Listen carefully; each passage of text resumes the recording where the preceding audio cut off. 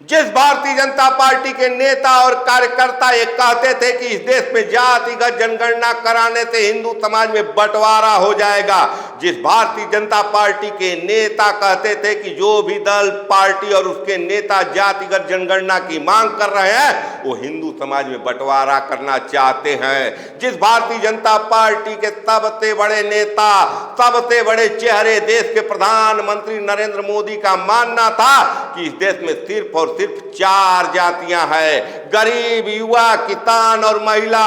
वो प्रधानमंत्री नरेंद्र मोदी और उनकी भारतीय जनता पार्टी की सरकार आखिर जातिगत जनगणना कराने को मजबूर क्यों हुई? क्या भारतीय जनता पार्टी के सरकार का ये फैसला विपक्ष के सामने मास्टर स्ट्रोक है, या भारतीय जनता पार्टी की सरकार ने फैसला कर कहीं न कहीं विपक्ष के सामने सरेंडर कर दिया है? आपको बता दें कि संसद में नेता प्रतिपक्ष राहुल गांधी ने कहा था, आप लोग मेरा कितना भी मजाक बना लीजिए, लेकिन देखिएगा एक न एक दिन इसी संसद में मैं जातिगत जनगणना को पास करा कर दिखाऊंगा। जाति जनगणना हम करा के दिखाएंगे। खत्म। आपको जितनी गाली देनी है आप दीजिए, हम खुशी से लेंगे।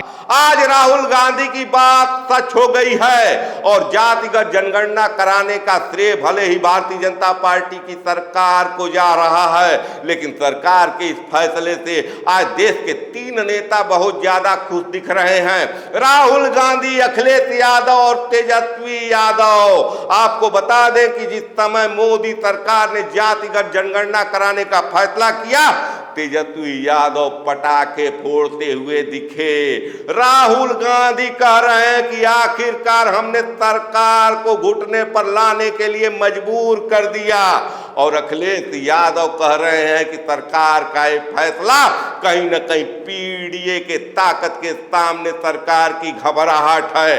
आपको बता दें कि भारतीय जनता पार्टी की सरकार कभी भी जातिगत जनगणना पर खुलकर नहीं बोलती थी, लेकिन 2024 लोकसभा चुनाव में जो भारतीय जनता पार्टी अपने लिए 370 सीट और एनडीए के लिए 400 के पार का नारा दे रही थी, जब चुनाव नतीजे आते हैं 4 जून 2024 को, तो भारतीय जनता पार्टी बहुमत के नीचे जा चुकी थी, 32 सीट कम था, 240 का आंकड़ा पहुंचा था भारतीय जनता पार्टी का।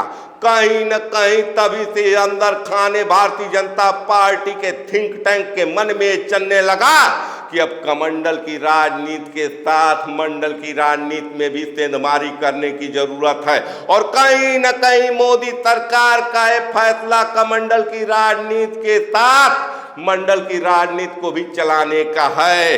कहीं न कहीं आज के तारीख में भारतीय जनता पार्टी को लग रहा है कि अगले कुछ माह बाद बिहार में जो चुनाव होने वाले हैं, जातिगत फैक्टर कहीं न कहीं एनडीए के सरकार पर भारी पड़ जाएगा, और 2027 में यूपी में होने वाले विधानसभा चुनाव में भी इसका असर पड़ सकता है।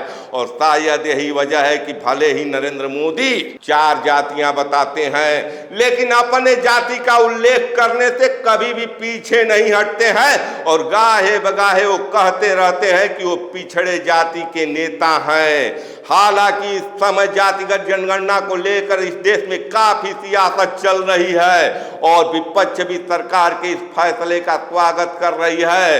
राहुल गांधी कह रहे हैं कि जातिगत जनगणना कराने में हम सरकार का पूरा साथ देंगे, और हम चाहते हैं कि मोदी सरकार जातिगत जनगणना कराने में तेलंगाना मॉडल को अपनाए।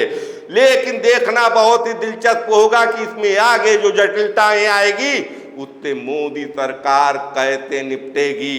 त्वरित रूप से देखा जाए तो भारतीय जनता पार्टी का सरकार इस फैसले को लेकर मास्टर स्ट्रोक मार दिया है, लेकिन दूरगामी रूप से देखा जाए तो बहुत सी पेचीदगियां आनी बाकी है, और कहीं न कहीं आरक्षण में जो 50% का कैप है उस कैप को हटाना भी पड़ेगा।